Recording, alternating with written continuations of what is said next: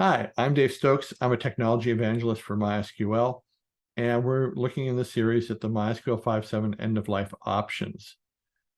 There are several options if you decide to upgrade. Now, each database instance is different and has to be treated as an individual. Now, some things to note before you upgrade, you have to go through some issues on update. Do you have the budget to do that? This may not be a simple process. Sometimes the upgrades go real quickly, other times they don't. Also, you have to budget time. There is downtime involved. You might find out that you need to rewrite code. For instance, group by was rewritten for 8.0. The previous group by made some assumptions in 5.7 and earlier that weren't always true. But if you're happy with it, you may not like the new results because they may not be the same. So some of your applications might need to be rewritten to handle 8.0. Also, there's some operational overhead. So you will find that some queries actually run slower on 8.0 than they do in 5.7. Also, 8.0 is optimized around the UTF-8 MB4, which is a 4-byte character set.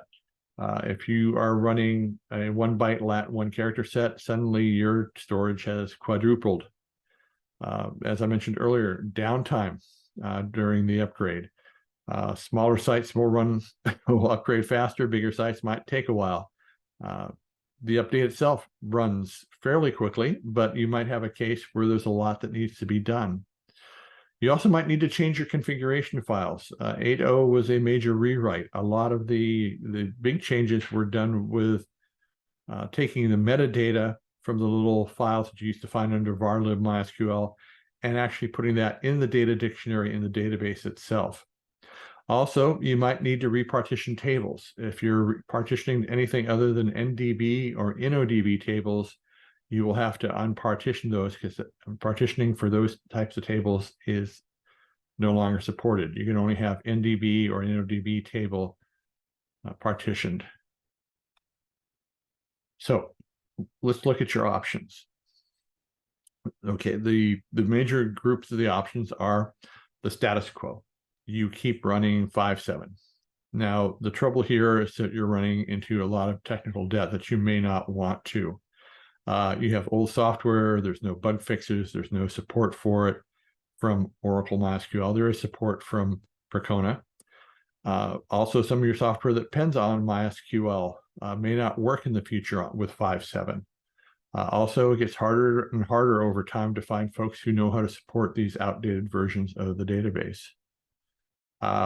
Second option is upgrade to Oracle's 8.0, either the Community or the Enterprise Edition. Or the option that I'd like you to consider is upgrade to Percona Server 5.7. And we also have a 8.0 version. The great thing about Percona is that we give you a lot of enterprise features at community prices, and there's more on that later. We also optimize a lot of the code, gives you better scalability, better backups, and increased visibility. It's a production-ready drop-in MySQL binary replacement that's free and no vendor lock-in. So if you're running MySQL Enterprise from Oracle right now, take a look at us and you'll see that we can greatly reduce your cost of running MySQL. Things that will happen if you do not upgrade. You are once again incurring technical debt that you probably don't want to have to carry. You're going to find it hard to find folks who want to work on old versions of the server. It doesn't have any neat features. There's no bug fixes. Oracle will not support it. Support is available from Percona on 5.7. The details on that are coming up in a future episode. And it also can upgrade. Upgrades of a software that depend on MySQL are probably going to be limited because in the future they may not work with 5.7. For those of you interested, down below in the description of this video, you'll find the link to the full course.